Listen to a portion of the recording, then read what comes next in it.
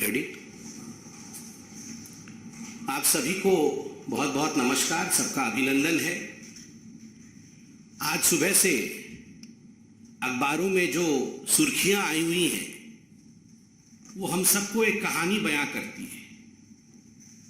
और आज की जो कहानी अखबार सुना रहे हैं वो कहानी एक महाराज और उसके महल की है। एक ऐसा महाराज जो बेशर्म है, एक ऐसा महाराज जिसके केवल महल की रिनोवेशन की कहानी नहीं है, ये पूरे के पूरे उसके आइडियोलॉजी और उसके पार्टी के लोग, उसके पार्टी के सोच के रिनोवेशन की कहानी। ये वो महाराज है जो न जाने कहां से आवाज निकालते थे और कहते थे मैं कुछ नहीं लूंगा, मैं घर नहीं लूंगा, मैं बंगला नहीं लूंगा, मैं गाड़ी नहीं लूंगा, मैं लाल बत्ती कार नहीं लूंगा, मैं सरकारी गाड़ी नहीं लूंगा, मैं सिक्योरिटी नहीं लूंगा। कुछ नहीं से सब कुछ ले लूंगा जी। ये उस महाराज के रिनोवेशन की कहानी है। केवल महल का रिनोवेशन नहीं हुआ, महाराज के मानसिकता का रिनोवेशन, कि किस प्रकार से कुछ नहीं लूंगा जी से सब कुछ लूट लूंगा, कुछ नहीं छोड़ूंगा। ये जो परिवर्तन हुआ है, ये उस महाराज की कहानी आज हम बयां करने वाले हैं। याद करिए, दुबले पतले से वो महाराज, डबल एक्सेल का शर्ट और उसके ऊपर ये कलम, जिस कलम में केवल एक बार ही रिफिल भरा गया था। जब 2013 में महाराज ने ये दस्तावेज साइन किए थे, एफिडेविट दिया था। ये महाराज का दस्तावेज एफिडेविट है, एक ही बार इस कलम में रिफिल भरा गया है। आज तक उस कलम में रिफिल नहीं है। वो कलम केवल कपड़े में लगा रहता है, क्योंकि हस्ताक्षर तो मंत्री करते हैं, भ्रष्टाचार का काम करने का काम तो मंत्री करते हैं। महाराज ने एक ही बार हस्ताक्षर किया था और उसमें क्या लिखा था? उसमें लिखा था मैं शपथ लेता हूं, मैं लाल बत्ती की गाड़ी नहीं लूंगा, मैं शपथ लेता हूं, मैं अपने लिए अनावश्यक सुरक्षा नहीं लूंगा। सुरक्षा बल नेताओं की सुरक्षा के लिए नहीं है, बल्कि आम आदमी की सुरक्षा के लिए होनी चाहिए। नेता को आम आदमी से ज्यादा सुरक्षा नहीं होनी चाहिए। मैं शपथ लेता हूं, मैं बड़ा बंगला नहीं लूंगा, आम आदमी की तरह सामान्य घर में रहूंगा। और बहुत सारी शपथ ली है, एक ही बार कलम का इस्तेमाल करके हस्ताक्षर किया था। महाराज ने शपथ किया था कि मैं शपथ करता हूं, मैं घर नहीं लूंगा। आपको मैं वीडियो भी दिखाऊंगा जिसमें महाराज अरविंद केजरीवाल कह रहे हैं मैं क्यों घर लूंगा जी, मेरे तो अभी जिस घर में रहता हूं उसमें तो 4-5 कमरे हैं, मैं 4-5 कमरे में ही रहूंगा और सरकार में भी आऊंगा तो 4-5 कमरे से ज्यादा कमरे नहीं लूंगा। और मैं सरकार से भी निवेदन करता हूं कि एक छोटा सा घर मुझे दिया जाए, मुझे कोई बंगला नहीं दिया जाए, मुझे कोई गाड़ी नहीं दी जाए। और ये जो सरकार ने मुझे आवंटित किया है घर, इस घर को सरकार वापस ले ले। इस प्रकार की बातें करते थे। और आज मैं उस महाराज की हवस जो ऐसो आराम के लिए है, ऐसो आराम के लिए जो इस महाराज की हवस है, उसके हवस की कहानी सुनाऊंगा कि पैसे और ऐशो आराम के लिए किस प्रकार का इसका हवस है। मीडिया ने बताया है कि 45 करोड़ रुपए खर्च करके अरविंद केजरीवाल जी की जो सरकारी बंगला है उसका रिनोवेशन किया गया है। 45 crore rupees have been spent for the renovation of the bungalow of mister Arvind Kejriwal.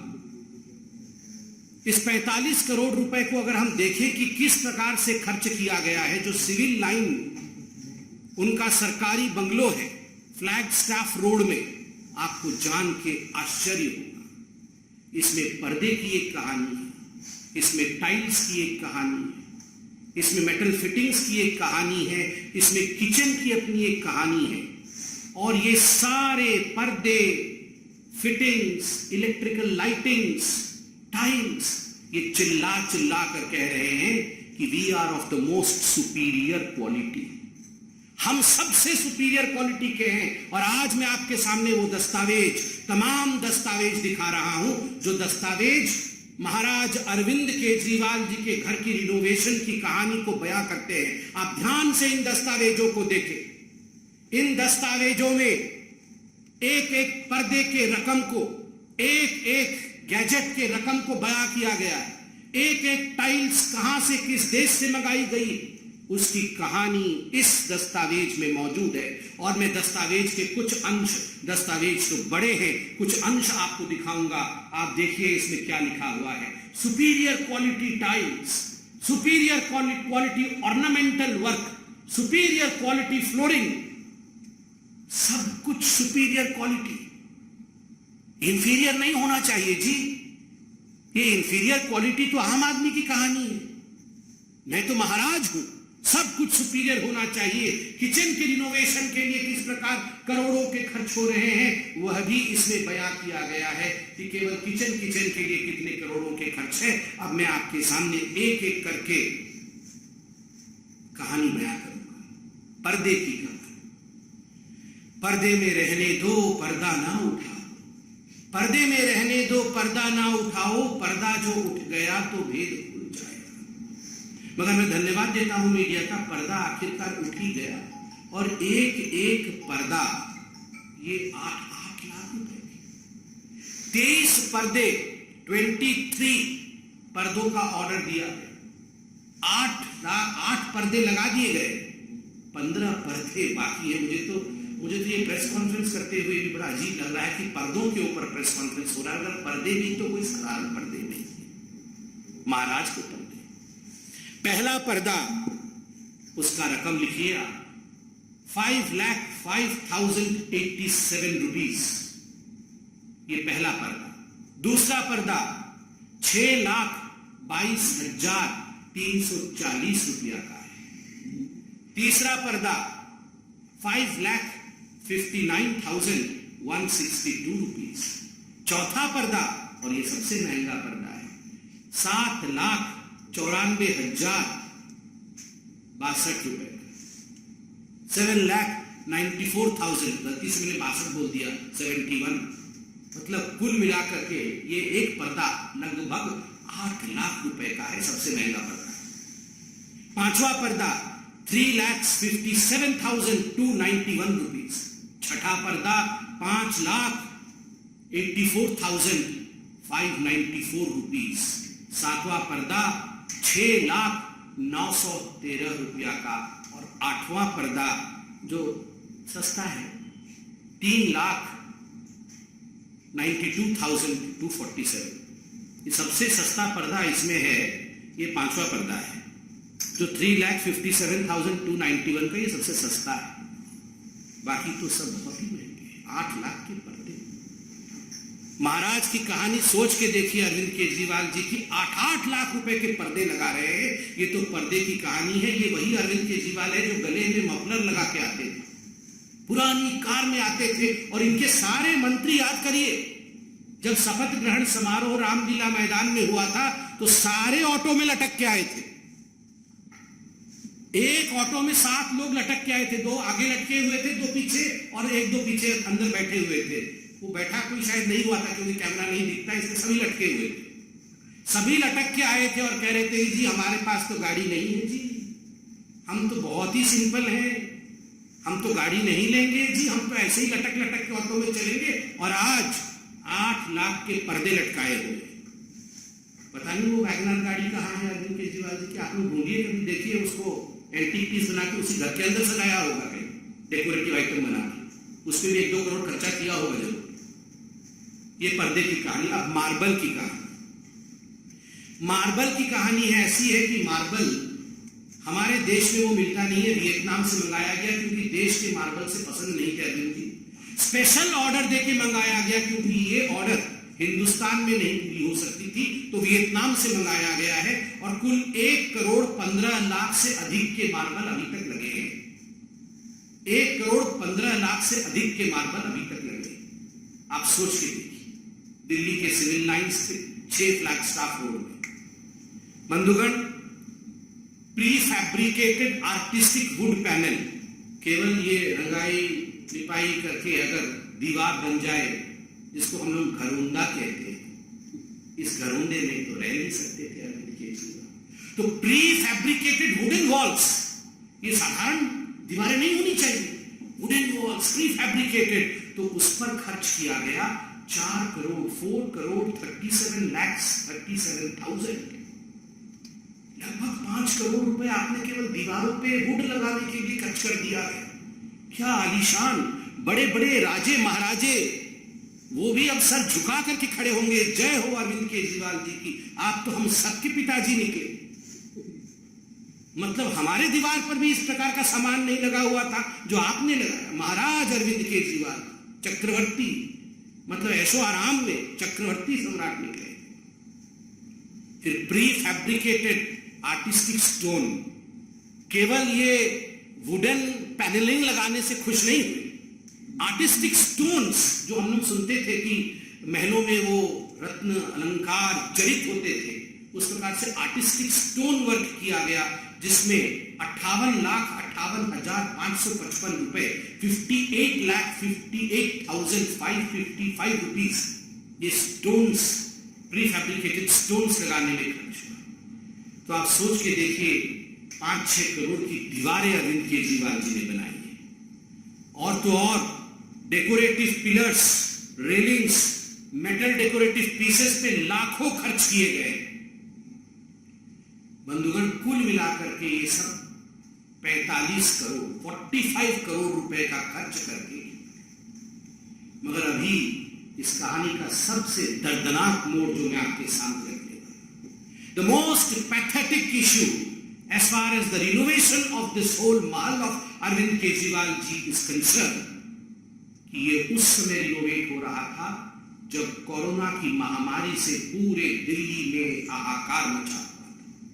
मैं डेट के साथ आपको पूरा पीस रखूंगा, आपके सामने पूरे आंकड़े रखूंगा।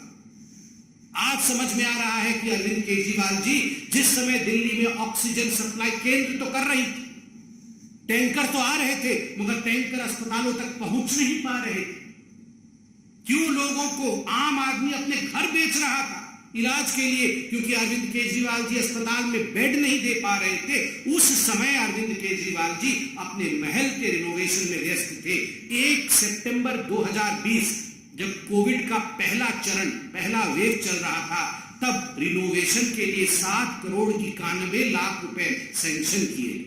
8 जून 2021 को जब ऑक्सीजन सिलेंडर के लिए दिल्ली में हाहाकार मचा हुआ था, उस समय 1,64,00,000 रुपए अरविंद केजरीवाल जी के महल के रिनोवेशन के लिए सैंक्शन किया गया। 22 अक्टूबर 2021 को जब कोविड का विषय पूरा चल रहा था, उस समय 9,09,00,000 रुपए सैंक्शन किए गए। 30 दिसंबर 2021 को 5,73,00,000 रुपए सैंक्शन किए गए, मगर ये कम पड़े, इसलिए 8 करोड़ रुपए और देने पड़े और 8 करोड़ खर्च हुआ। और 29 दिसंबर 2020 को 9,34,00,000 रुपीज, 9,34,00,000 रुपया ये सैंक्शन किया गया महल के रिनोवेशन के लिए। आप सोच के देखिए, आप सोच के देखिए किस प्रकार का ये विलासिता की कहानी है। जब लोग कोरोना के हाहाकार से परेशान थे, जीवन त्याग रहे थे, अपने घर बेच रहे थे, उस समय अरविंद केजरीवाल जी अपने महल को रिनोवेट कर रहे थे। और बंधुगण, यहाँ पत्रकार बैठे हैं, मैं सभी पत्रकारों को हाथ जोड़ के आज धन्यवाद दूंगा। ये धन्यवाद बीजेपी की तरफ से। कुछ खबर हम भी रखते हैं, हमें भी खबरें आती हैं। केवल अरविंद केजरीवाल जी को एसीबी, ईडी, आईबी ये सारे लोग फोन करते हैं, बताते हैं, हमें भी कुछ लोग फोन करते हैं। कल लोगों ने बताया हमें कि जब से ये दस्तावेज आए हैं, तब से अरविंद केजरीवाल जी ने सभी पत्रकारों, जो प्रमुख टीवी चैनल, उनके संपादकों को फोन किया है, उन्हें कहा है कि आप ये न्यूज मत चलाइए। और 20 करोड़ से 50 करोड़ रुपया तक ऑफर किया गया है चैनलों को कि आप 20 करोड़ रुपया लीजिए, नहीं तो हम 50 भी देने को तैयार है। मगर मैं धन्यवाद देता, आज सभी अखबारों ने इसको प्रमुखता के साथ छापा। आज सभी चैनल इसे प्रमुखता के साथ रख रहे हैं, ये अपने आप में एक बहुत बड़ी बात है। ये दिखाता है कि किस प्रकार से हिंदुस्तान की मीडिया सच्चाई को आगे रखने में हम सब के लिए एक उत्कृष्ट काम करती है। और अब जरा सुनिए महाराज की जुबानी कहानी। छोटा सा आज मेरे घर में 4 या 5 कमरे हैं। मैं जहां भी जाऊंगा 4-5 कमरों से ज्यादा की मेरे को क्या जरूरत है भाई साहब? 4-5 कमरे ही चाहिए। हाथ पैर पसारने के लिए उतनी जगह चाहिए, और जगह की क्या जरूरत है? कल से मेरे कई चाहने वाले, मेरे दोस्त और मेरे हमारे जो पार्टी के सपोर्टर्स हैं, उन लोगों के मेरे पास फोन आए, उन लोगों के और जो जनता के भी फोन आए, उनके मैसेजेस आए मुझे, और उन्हें लगा कि मुझे ऐसे घर में नहीं रहना चाहिए। तो मैं ये दोनों घर छोड़ रहा हूँ और मैं सरकार को बोलूँगा कि वो मेरे लिए कोई और इससे भी छोटे घर ढूंढने की कोशिश करे। तो वो कहते हैं ना सीजन्स वाइज, तो वही वाली बात है, हमें तो उसके लिए तैयार रहना पड़ेगा। We have to be prepared for that scrutiny. कोई लाल बत्ती की गाड़ी नहीं होनी चाहिए उसके पास, कोई बड़ा बंगला नहीं होना चाहिए उसके पास, वो एक कमरे के फ्लैट में रहे आम आदमी की तरह, कोई सिक्योरिटी नहीं होनी चाहिए। आप सोचिए जरा कहां से आवाज निकालते थे। मतलब हृदय की गहराई से, पेट के अंदर से एकदम आवाज निकलती थी अरविंद केजरीवाल जी कि एक कमरे के घर में रहूंगा जी, नहीं रहना चाहिए एक कमरे से। मैं तो सिर्फ उतना ही, मुझे उतना ही स्थान चाहिए, पैर पसार लूं बस, मेरा पैर बस दीवार से ना लगे, दीवार और पैर के बीच में इतनी जगह होनी चाहिए, बस उतना ही जगह चाहिए। कहां से ये आवाज निकालते थे और कहां से कहां पहुंचे। पैर पसारने से लेकर शराब घोटाले तक, और शराब घोटाले से लेकर महल के रिनोवेशन तक की ये कहानी आज भारतीय जनता पार्टी ने मीडिया के माध्यम से जनता के समक्ष रखा है। जनता, ये है महाराज अरविंद केजरीवाल और उनके महल के भ्रष्टाचार की कहानी। आप जरूर इसे देखें, जानें और महाराज को परखें और पहचानें। धन्यवाद।